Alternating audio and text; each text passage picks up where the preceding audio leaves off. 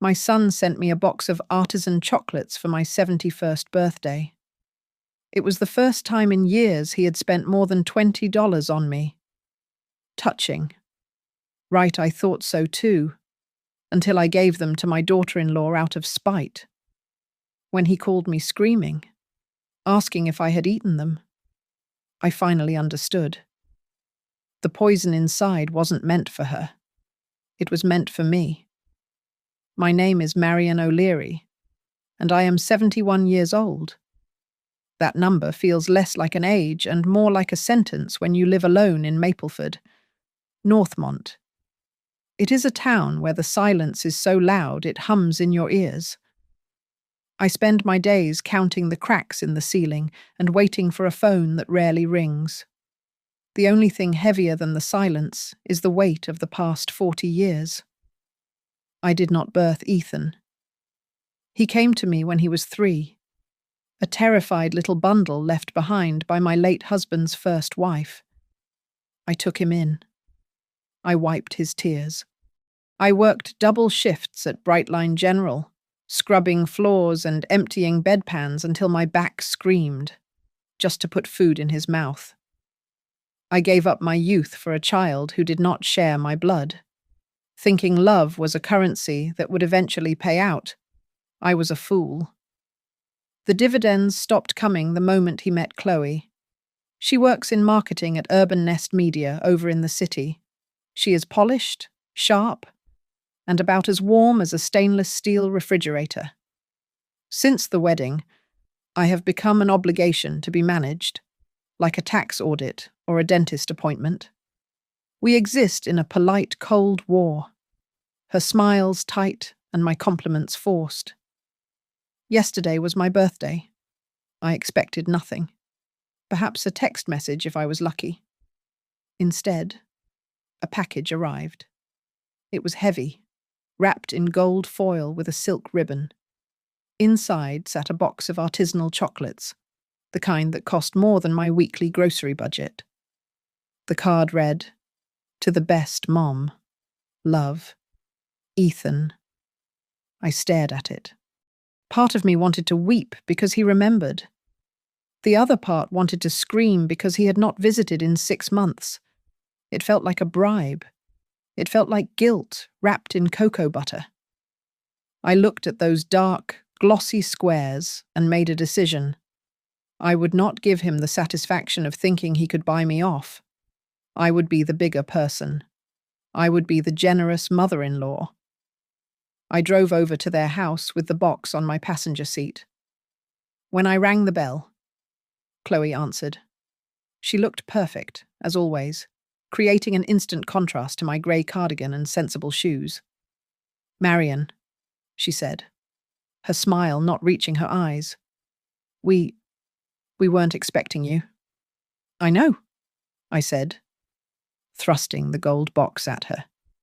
"Ethan sent these for my birthday. But you know I have to watch my sugar. They look far too fancy for an old woman like me. I thought they would suit you better." Chloe took the box. She frowned, looking at the label, then back at me. There was something odd in her expression. It was not gratitude. It looked like confusion, perhaps even a flicker of panic.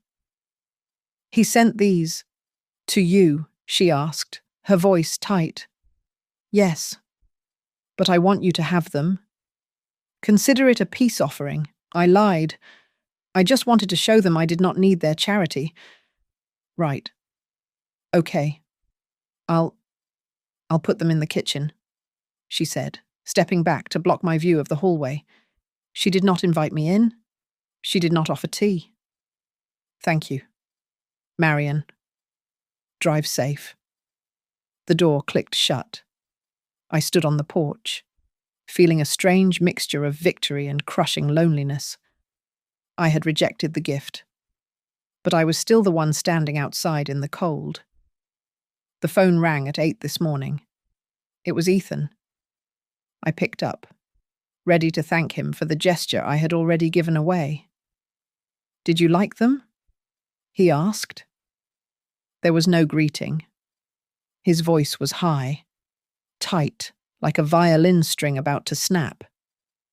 "Ethan," I said, settling into my armchair. It was a lovely thought. "Really? Did you eat them?" He interrupted. "Mom, listen to me. Did you eat the hazelnut ones, the ones in the middle?" "Are you sure you ate them?" "You know I have been watching my weight," I said, keeping my voice breezy. "Just answer the damn question," he shouted. "Did you eat the chocolates?" "No," I replied, bristling at his tone. "I didn't eat a single one. In fact, I drove over yesterday and gave the whole box to Chloe. She loves that fancy stuff." The silence on the other end was absolute. It was heavy and terrifying. I could hear his breathing stop. You gave them to Chloe," he whispered. It sounded like the air had been punched out of his lungs. "Yes. She said she would put them in the kitchen." "Why are you making such a fuss over you did what?" he screamed. The sound tore through the speaker, raw and animalistic. "Mom. Oh, God. Tell me you are lying. Tell me you didn't give them to her." My hands started to tremble. This was not annoyance. This was fear. "Ethan," I asked, my heart hammering against my ribs. "Ethan, what is wrong?" He didn't answer. The line went dead. I sat there in my quiet living room, the receiver still pressed to my ear, realizing with a slow, creeping horror that my son was not angry about a regifted present. He was terrified because the wrong person had opened the box. I sat frozen in my armchair, the dead phone still clutched in my hand like a lifeline that had been severed. The silence of the house rushed back in, but this time, it felt different. It felt cold. My mind drifted, pulled by a current I could not fight, dragging me back 40 years to a sterile room at the county courthouse. I remembered the smell of floor wax and stale coffee. I remembered the judge looking down at me over his spectacles, asking if I understood what I was doing. I was 31 then, grieving a husband I had barely had time to love, staring at a 3-year-old boy who looked at me with wide, terrified eyes.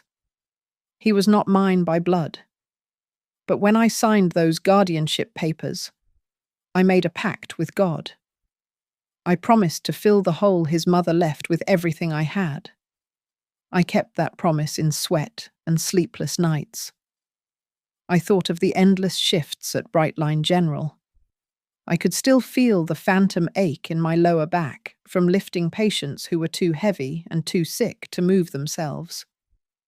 I remembered wiping vomit from linoleum floors at 3 a.m, my mind doing frantic arithmetic. I needed $200 for his textbooks. I needed $500 for the spring trip. I needed thousands for tuition at Mapleford Academy because the public school was not good enough for my Ethan. I wanted him to walk through doors that had always been closed to me. When he was a teenager, the position for head nurse opened up.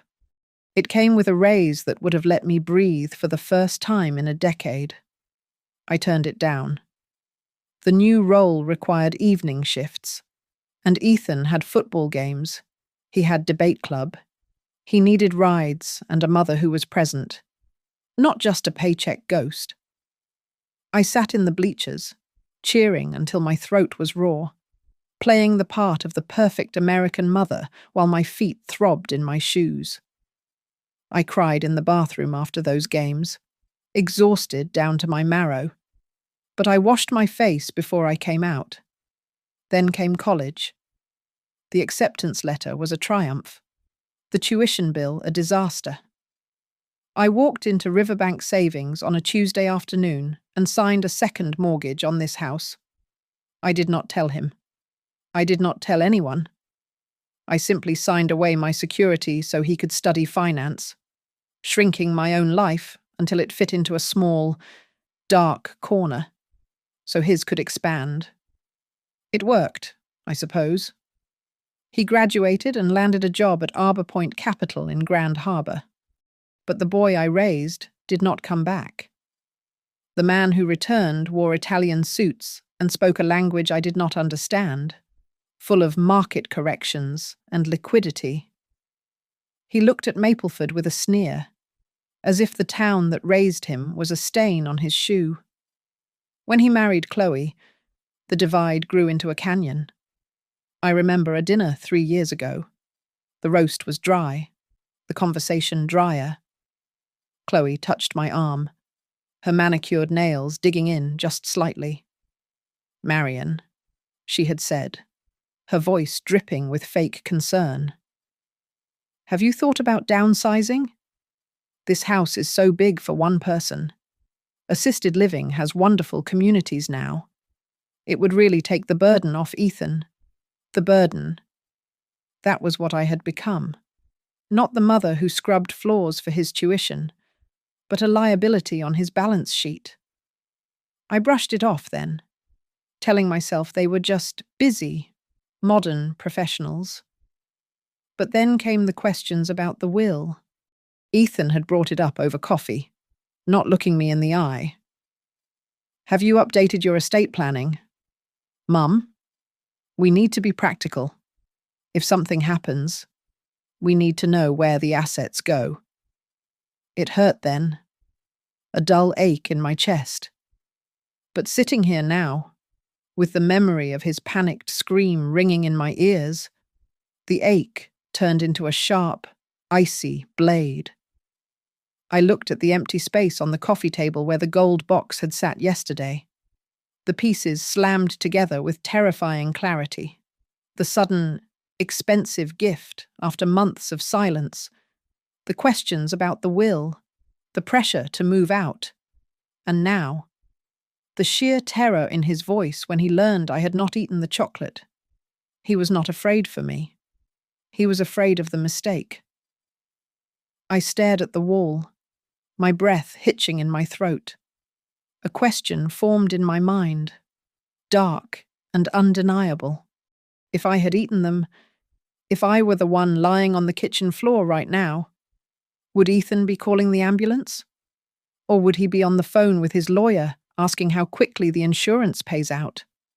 The dial tone hummed in my ear for a few seconds before the line went dead. Ethan had hung up, leaving me standing in the center of my living room with a cold pit in my stomach. I stared at the receiver, my mind racing, trying to make sense of his terror. It was not the reaction of a son worried about a regifted present.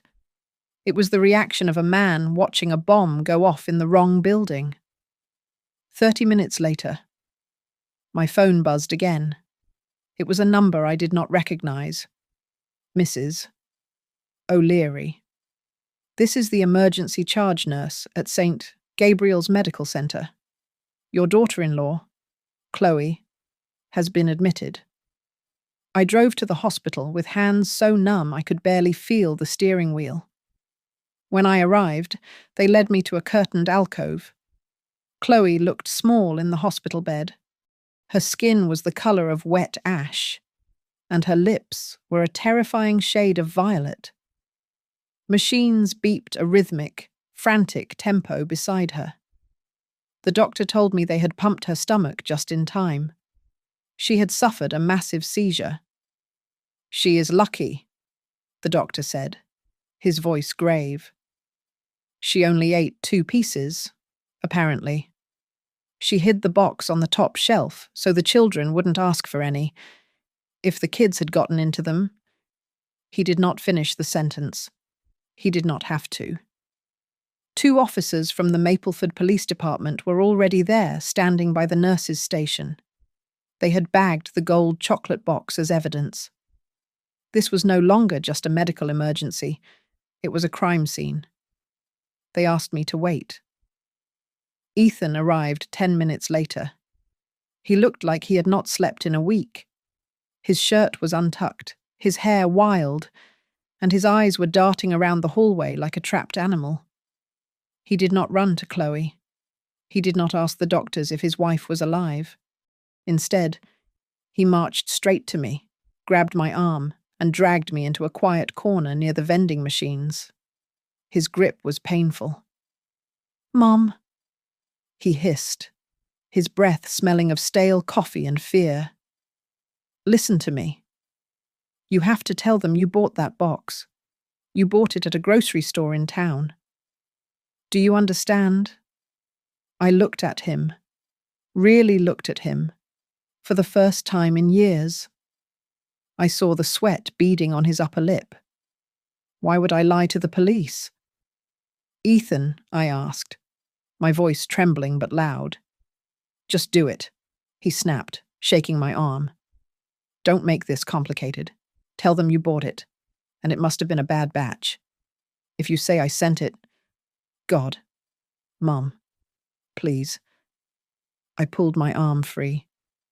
A coldness settled over me, replacing the shock. I walked away from him and straight to the officers.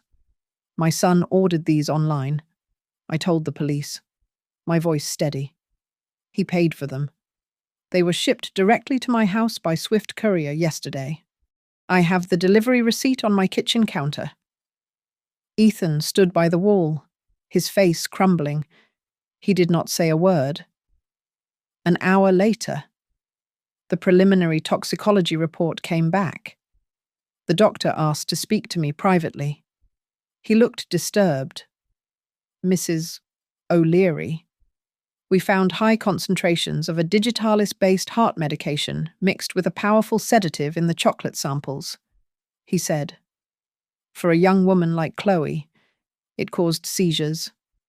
But for a woman of your age, with your history of mild hypertension, that dose would have stopped your heart before you finished your second truffle. It would have looked exactly like a massive stroke." I felt the blood drain from my face. I was not just a neglected mother. I was a target. I went back to sit with Chloe. She was awake, groggy and weak. She reached out and took my hand. "Marion," she whispered, tears leaking from the corners of her eyes. "Please, don't let the kids know. Don't tell them Mommy got sick because of Grandpa's gift. I can't let them know." I squeezed her hand, feeling a surge of protective rage I had not felt since Ethan was a baby. But this time, it was not for him. It was against him. A young female officer, Officer Jenkins, sat down next to me in the waiting room. She had kind eyes, but a notebook that meant business. "Mrs. O'Leary," she said softly, "I have to ask, is your son facing any financial difficulties? Does he hold any insurance policies on you or perhaps on his wife?" A memory flashed in my mind. 3 months ago, Ethan had shoved a stack of papers across my kitchen table, just some standard forms to protect your future. "Mum," he had said, "sign here, here, and here." I had waved him off, claiming I didn't have my reading glasses, and put them in the drawer. I never signed them. Or at least, I thought I hadn't. I don't know. I lied to the officer. I really don't know. I left the hospital at midnight. I did not go to bed. I made a pot of strong coffee and walked to the old metal filing cabinet in my study. My heart was hammering against my ribs, a frantic rhythm of fear and betrayal. I pulled open the drawer, the metal screeching in the quiet house. I was about to look at the financial history of the son I had worshipped for 40 years, and I was terrified that I would not recognize the monster staring back at me from the paperwork. I pulled the folder labeled mortgage from the back of the cabinet. My hands were shaking so bad I nearly dropped it. Inside, I found a refinancing agreement dated 2 years ago. There was my signature at the bottom, Marion O'Leary, but the loops were too wide, the slant leaning aggressively to the left. I have never written like that in my life. Right below it, in bold, Confident Inc. Was the co-signer Ethan O'Leary. I had no memory of this. I had never agreed to this. Then I found the other document. It was a life insurance policy from Everguard Life, signed just 9 months ago. The payout was substantial. The beneficiary was Ethan. The clause was specific full payout in the event of death by natural causes or sudden medical failure. I took the papers to David Cole the next morning. David has been a family lawyer in Mapleford for 30 years. He adjusted his glasses, looking from the document to me. "Marion," he said, his voice low and serious. "This signature, it looks like a trace. A bad one. If you didn't sign this, then someone committed a felony to gamble on your life expectancy. And looking at the numbers, you are worth a lot more dead than alive to whoever holds this policy." I went home and waited. I knew he would come. Ethan arrived just after 7 in the evening. He didn't knock. He unlocked the door with his spare key and stormed into the kitchen. He looked exhausted, but underneath the fatigue was a simmering, dangerous anger. "You told them everything," he said, not asking, just accusing. "You told the police I ordered the box. Do you have any idea what you've done? Chloe is lying in a hospital bed, and you are busy trying to frame your own son to save face." "Frame you?" I asked, standing up from the table. I told them the truth. "Ethan, why does the truth scare you so much?" "Because it looks bad," he shouted, pacing the small kitchen. "Someone clearly messed with that order. Maybe it was a competitor targeting Arbor Point. Maybe it was someone who hates Chloe. And instead of helping us figure it out, you are handing the police a loaded gun and pointing it at me. You always make everything about you. Don't you?" He was spinning it so fast I almost got dizzy. He was good at this. He made me feel small, crazy, selfish. But then I looked at his hands. They were clenched into fists. "I went to the bank today." "Ethan," I said. The room went dead silent. I saw the mortgage papers. And I saw the policy with Everguard Life. His face didn't drop. It hardened. A mask of stone slid into place. So he sneered. "I was trying to protect your assets. You are 71. Mom, you forget things. I handled the paperwork because you couldn't be bothered to read the fine print. I read the fine print today," I said, my voice rising. "And I have a question. A simple one.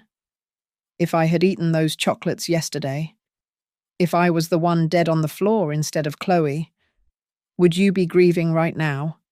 Or would you be on the phone with Everguard claiming that policy?" "You are insane," he spat, stepping closer to me.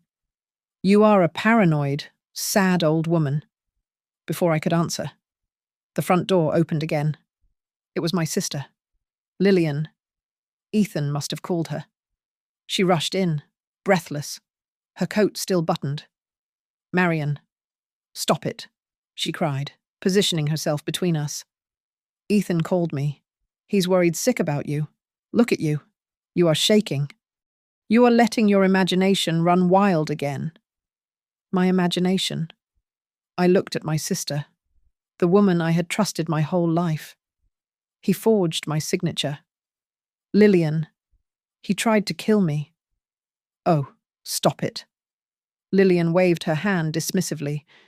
"You are confused. Remember when you lost your keys last month?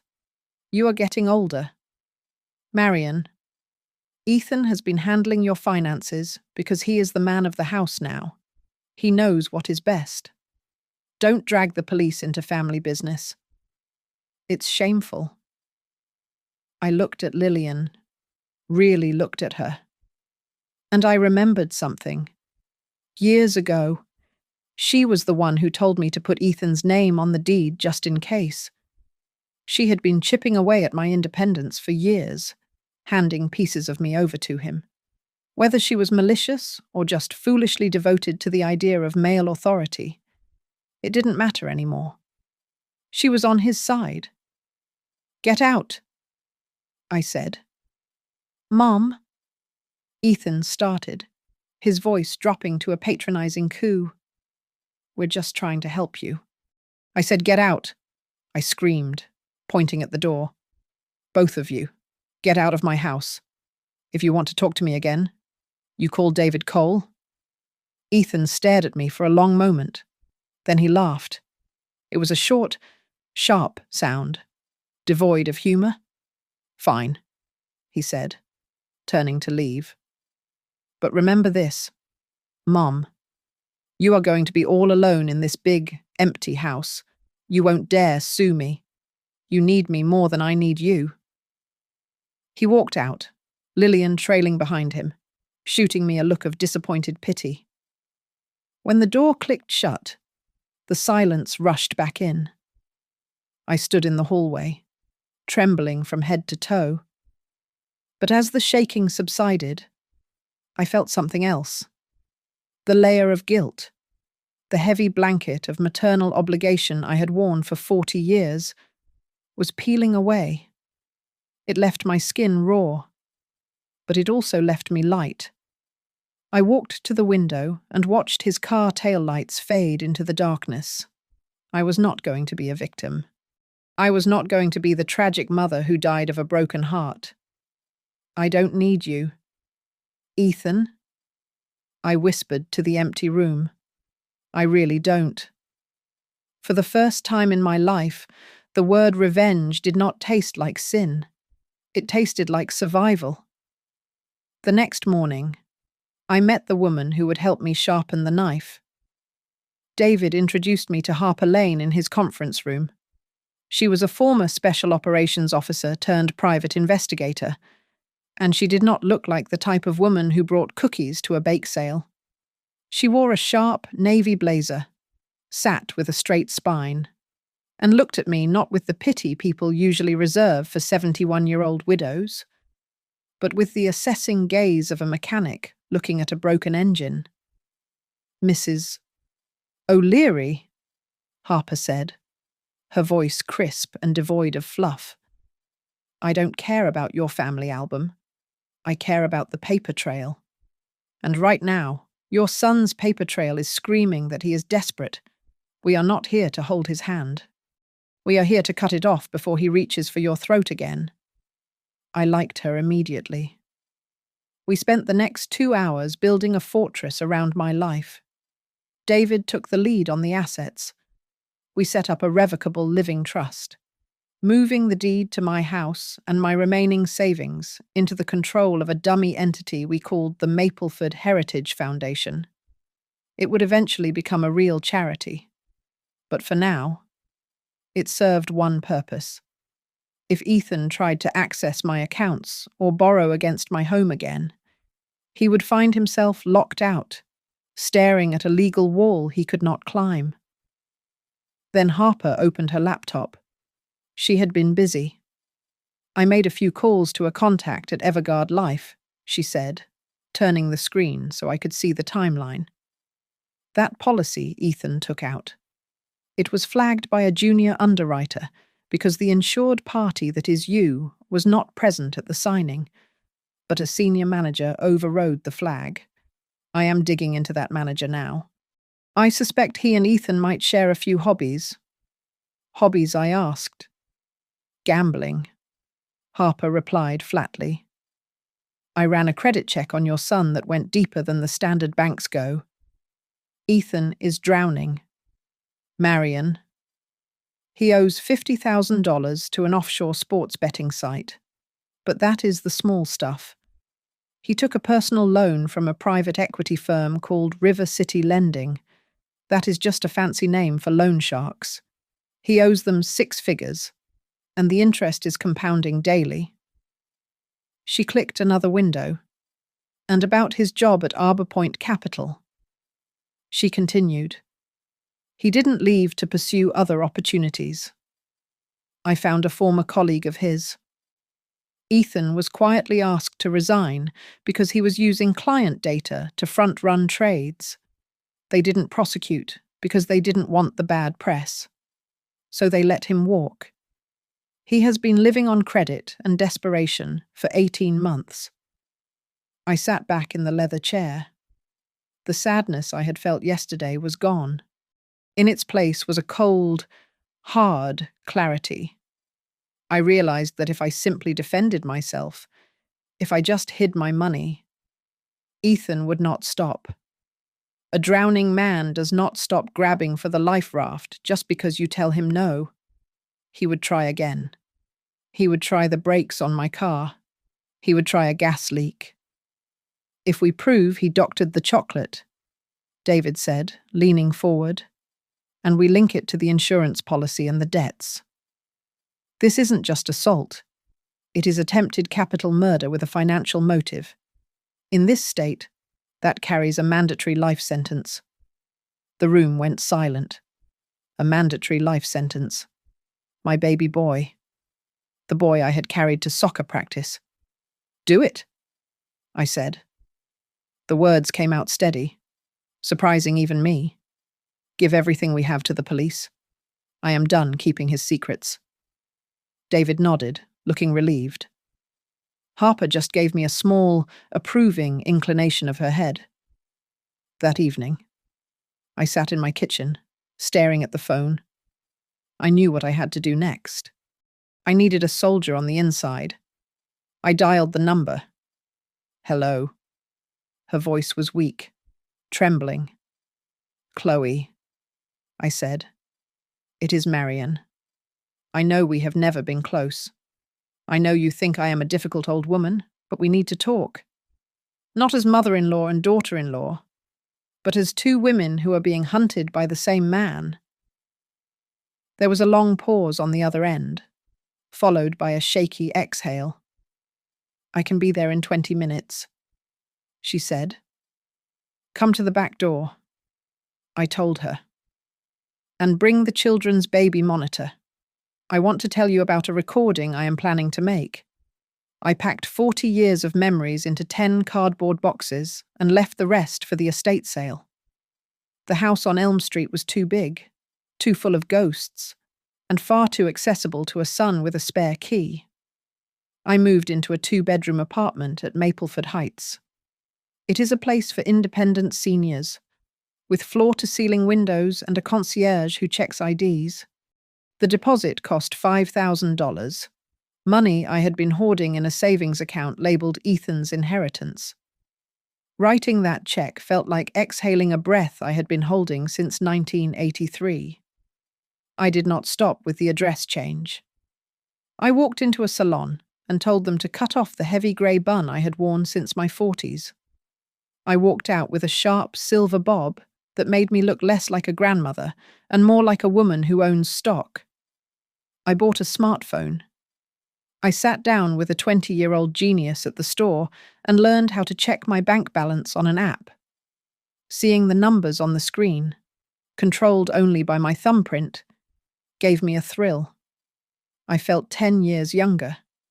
But the guilt was a stubborn stain. I started seeing Dr. Eleanor Price, a therapist with kind eyes and a ruthlessly logical mind. I sat on her beige sofa and cried, telling her I felt like a traitor for plotting against the boy I raised.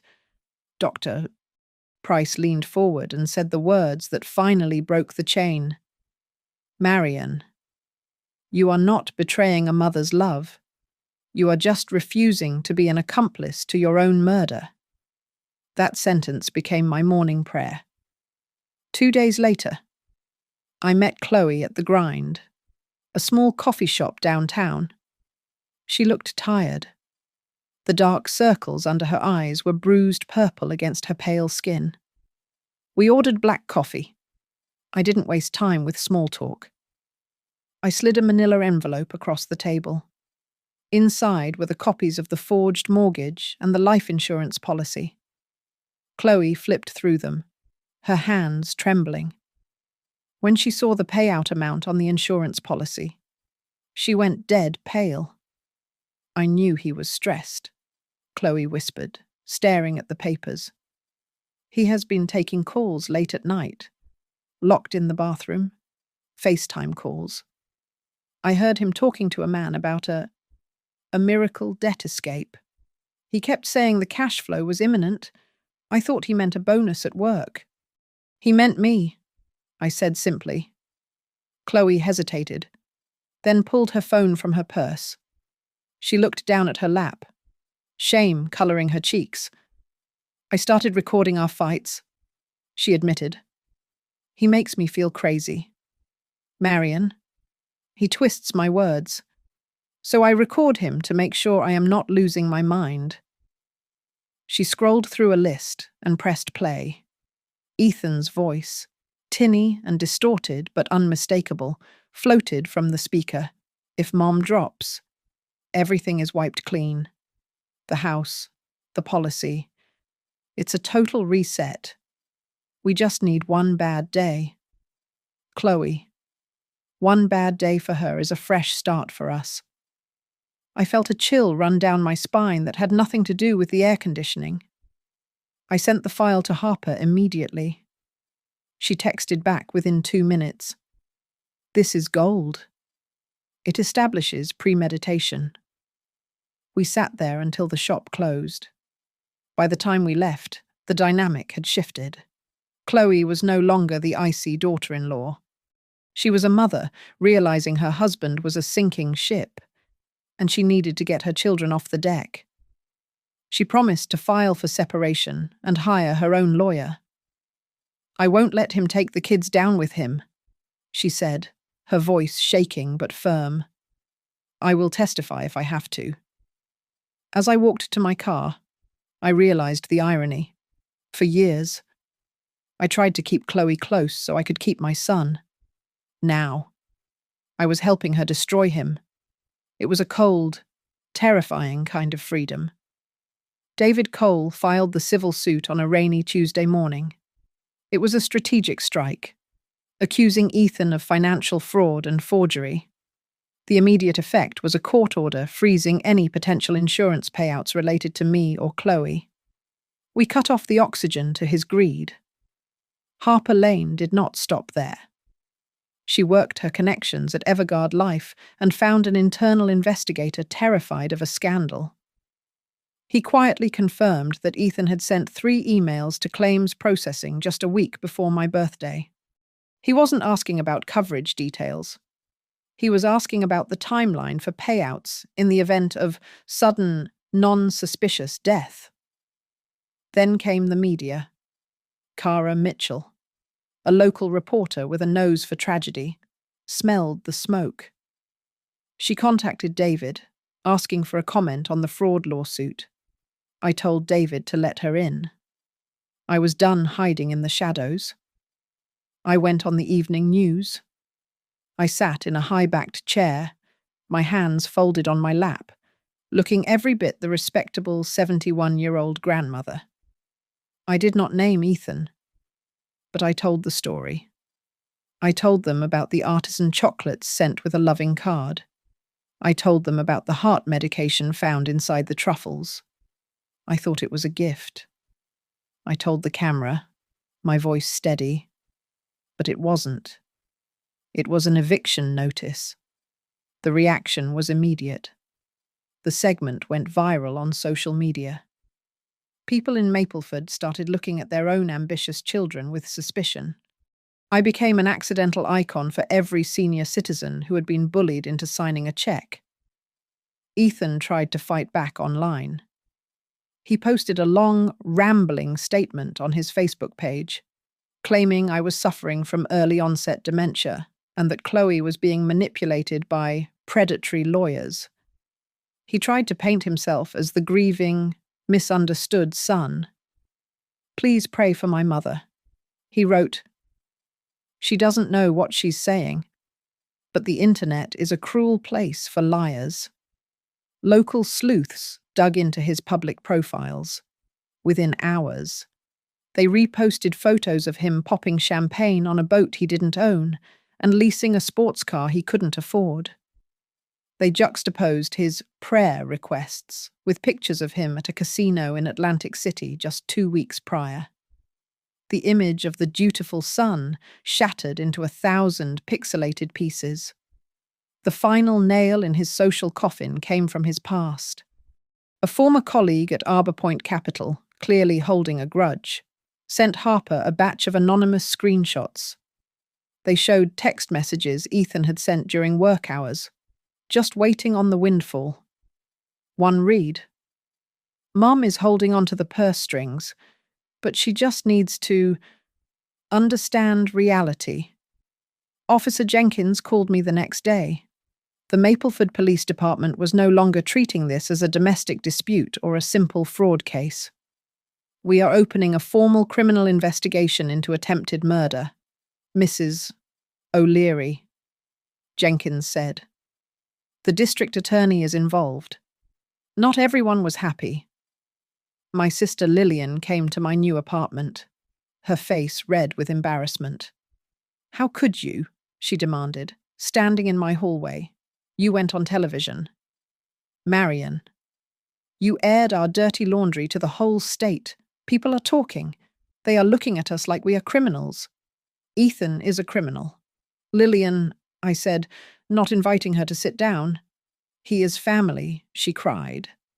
'You handle this in the living room, not on the 6 o'clock news. You are ruining his life over a mistake.' A mistake. I stepped closer to her. 'He put poison in my birthday present. And you know what? Your silence helped him do it.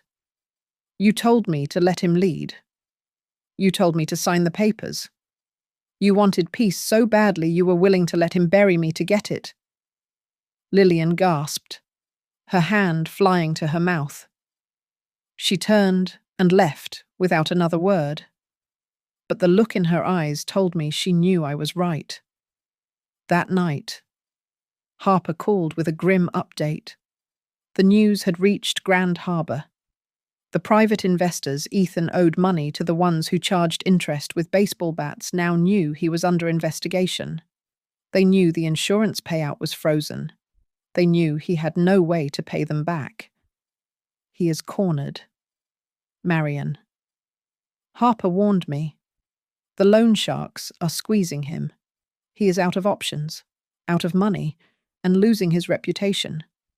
A man like that doesn't just give up. He gets dangerous. He started appearing 3 days later. It was subtle at first. A shadow lingering near the gate of Mapleford Heights. The ember of a cigarette glowing in the darkness of the parking lot. Then the security cameras caught him. Grainy black and white footage of my son, standing by a lamppost, staring up at my third-floor balcony like a wolf waiting for a lamb to stray from the herd. David took the tapes to a judge immediately, and by noon, we had a temporary restraining order. He was legally required to stay 500 feet away from me, but laws are just paper to a desperate man. On Thursday evening, my phone rang. It was him. His voice was jarringly soft, almost childlike. "Mom," he said, the desperation leaking through the cracks in his smooth tone. "Please, I can't take this anymore. Can we just have dinner? Just us. No lawyers, no police. I want to apologize. I want to explain everything." I felt the hairs on my arms stand up. It sounded like a trap, but it also sounded like an opportunity. I called Harper and David. We made a decision that terrified me. I would go, but I would not be alone. Harper taped a small recording device to the inside of my blouse, right over my heart. She parked her nondescript sedan down the street, listening to every breath I took. Officer Jenkins was on standby 2 blocks away. The dinner was at his house. Chloe had taken the children to her mother's, refusing to be near him, so the house felt hollow. When I walked in, the smell of roast beef and expensive wine hit me. Ethan had set the table with the good silver, the candles lit. trying to recreate a tableau of a happy family that never really existed. He poured wine with a shaking hand. He looked gaunt, his eyes sunken. I just wanted us to be together. He muttered, filling his own glass to the brim. Family should forgive. Right. That's what you always taught me. I sat down but did not touch the silverware. I did not touch the water glass. I kept my hands folded over my purse. Forgiveness is expensive. Ethan, I said, keeping my voice level. Does it cost as much as the debts you owe to those men in Grand Harbor? Does it cost as much as the insurance payout you didn't get? He flinched. The wine sloshed over the rim of his glass. I don't know what you're talking about, he said, forcing a smile that looked like a rictus of pain. I'm doing fine. Stop it, I said. I know about the mortgage. I know about the Everguard policy. And I know about the chocolates. The air in the room changed instantly. The temperature seemed to drop 10 degrees. He set the glass down hard. The chocolates, he whispered. He looked at me, and for a second, the mask slipped completely. There was no love in his eyes, only pure, unadulterated frustration. Why couldn't you just be grateful, he hissed. Why did you have to give them away if you had just followed the plan? If you had just eaten a few pieces and gone to sleep? We wouldn't be in this mess. It would have been peaceful. You would have been a hero who left her family secure. My heart slammed against my ribs. He had said it. The wire against my skin felt hot. You wanted me dead, I said. I wanted a solution, he shouted, slamming his fist on the table. The cutlery rattled. You have lived your life. Mum, you are 71. I have my whole life ahead of me, and it is falling apart because of money. But no, you had to be selfish. You had to survive. And now look at you. You are going to die alone because everyone hates you. You ruined my life. Harper, I said clearly into the air. Now. Sirens wailed in the distance almost immediately. Ethan froze. He looked at the window, then back at me, realizing too late that the dinner was not his trap, but mine.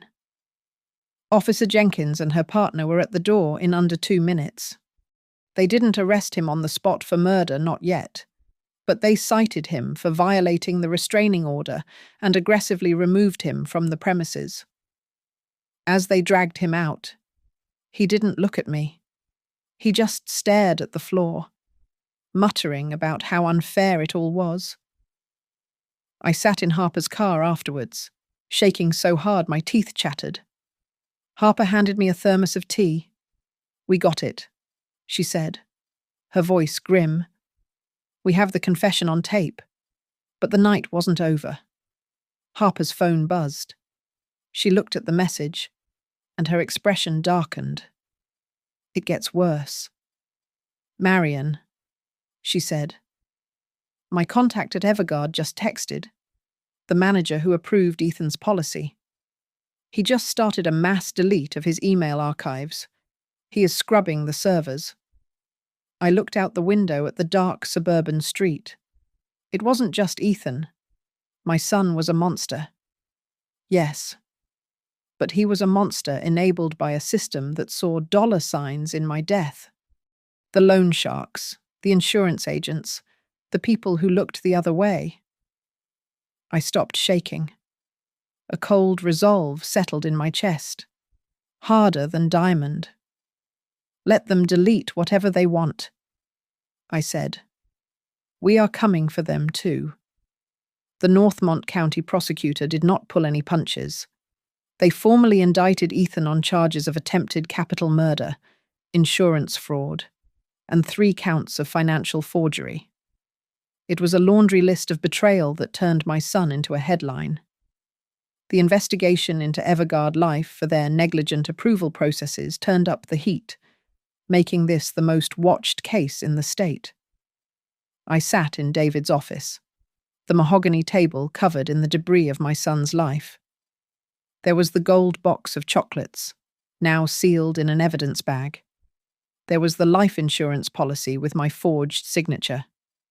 There were the emails he sent to the claims department, eager for a payout on a death that had not happened yet. And there was the tape, the recording of him shouting that I should have just eaten the poison and gone to sleep. I looked at David, feeling a sudden, sickening wave of doubt. "David," I asked, my voice quiet, "are we going too far if he gets convicted on all counts? He could spend 30 years in prison. He is still my son. Am I destroying him?" David took off his glasses and looked at me with a gaze so sharp it felt like a slap. "Marion," he said, "if that box of chocolates had done its job, would you be sitting here asking me about mercy? No. You would be in a coffin, and he would be in the Bahamas spending your life savings." He didn't hesitate. "Why should you?" I went silent. I nodded. He was right. Chloe was next. She had filed for divorce that morning. She came to the office to prepare her testimony, looking pale but resolute. "I am done protecting him," she told us. "I will tell the jury everything. I will tell them how he used to joke that we would be free of debt if certain old people just understood when it was time to go. I thought he was just being dark. Now I know he was rehearsing." Then there was Lillian. My sister received her subpoena like a death sentence. She called me in a panic, sobbing into the phone. "They want me to testify against him," she cried. "Marion, I can't send my nephew to jail. But the lawyer said if I lie, I could go to jail for perjury. Why are you doing this to us? Why couldn't you just handle this privately? Because he tried to kill me." "Lillian," I said, and hung up. Just when I thought the case couldn't get darker. Harper walked in with a file that turned my blood to ice. "We found something else," she said, her face grim. "We found something else. 6 months ago. Ethan convinced you to take your sedan to a new mechanic. Right, a place out on Route 9. "Yes," I said. He said the brakes felt soft. I tracked down the technician. Harper continued. "He remembers Ethan. He remembers Ethan standing over him, insisting he check the brake fluid lines. He thought it was weird at the time because the lines looked fine. But the police just impounded your car and ran a diagnostic."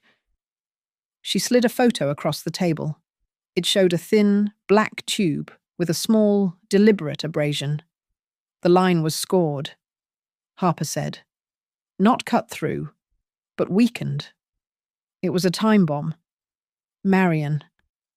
It wouldn't have failed in the driveway. It would have failed when you were braking hard on a steep hill. He didn't just try the chocolate. He has been trying to kill you for half a year. The prosecutor added the evidence to the indictment immediately. It was proof of a sustained campaign to end my life. 2 days before the trial, a letter arrived at my apartment. It was handwritten on lined paper. The handwriting was messy, desperate. "Mom," it read, "please. I am scared. I can't go to prison. I know I messed up, but I can fix it. Just meet me. Just 5 minutes. If you help me get a plea deal, I will tell them everything. Don't let them lock me away. I am your boy." I held the paper, feeling the old tug of maternal instinct, the urge to fix his scrape and kiss his forehead. Then I remembered Dr. Price. "You are not a bad mother for refusing to be a victim." I remembered the scored brake line. I remembered the poison. I put the letter in an evidence bag and drove it straight to the prosecutor's office. He is trying to witness tamper. I told them. The night before the trial, I lay in bed, staring at the dark ceiling. I did not sleep. I was terrified, not of losing, but of what I had to do. Tomorrow, I had to walk into a courtroom, look into the eyes of the child I had raised, the child I had sacrificed my dreams for, and tell the world that I believed he wanted me dead. But as the sun began to rise, painting the sky in shades of grey and bruised purple, I realized something. If I faltered now, if I let my hand shake, then every sacrifice I made for 40 years was in vain. I had to stand tall. Not just for Marion O'Leary, but for every old woman who had been told she was a burden, every senior who had been pushed into a corner by the people who were supposed to love them. I am ready, I whispered to the empty room, and for the first time in a long time, I believed it. I walked into the Northmont County Courthouse with my spine straight and my silver hair brushed back. I leaned on my cane, not because I needed it, but because it felt like a scepter. Ethan sat at the defense table. He wore an old suit that hung loosely on his frame. He looked tired. Yes. But there was still that spark of wounded arrogance in his eyes, the look of a man who believes the world has made a mistake by holding him accountable. The prosecutor laid it out like a map of hell. He connected the dots between the gambling debts, the forged insurance policy, the scored brake line, and finally, the gold box of chocolates. He painted a picture not of a loving son, but of a predator who saw his mother as a walking ATM machine that refused to dispense cash. The witnesses came up one by one. The doctor from St. Gabriel's explained that the dose in the truffles was not accidental. It was calculated to stop a 70-year-old heart without leaving a trace. The Everguard employee admitted, voice trembling, that Ethan had screamed at him over the phone to rush the approval. The mechanic from the garage testified that Ethan had been obsessed with my brakes, demanding he find a fault where there was none. Then came Chloe. She gripped the railing of the witness stand until her knuckles turned white. He used to joke about it, she said, her voice shaking. He would say things like, "If Mom just went to sleep, we would be free." I thought he was venting stress. I didn't know he was planning a funeral. Lillian was the hardest to watch. My sister cried on the stand. She admitted she had pushed me to trust him, to sign the papers, to look the other way. Her testimony didn't just damn Ethan. It damned the culture of silence we had built to protect him. When it was my turn, I did not cry. I told the jury about the card, to the best mom. I told them about the joy I felt, and the crushing hollow ache when he screamed at me on the phone.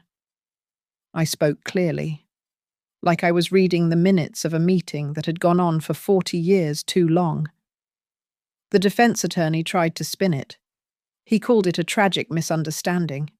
He claimed the chocolates were a prank gone wrong, a cry for help. Then the prosecutor played the tape. The courtroom went dead silent as Ethan's voice scratched through the speakers. If you had just followed the plan, eaten a few pieces and gone to sleep, we wouldn't be in this mess. Ethan's face turned a color I had never seen before. He stood up, knocking his chair over. I only wanted what was mine. He screamed, his voice cracking. She has had her life.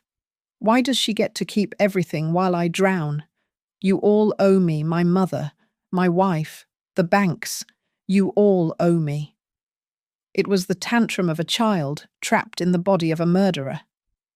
The jury looked at him with pure revulsion.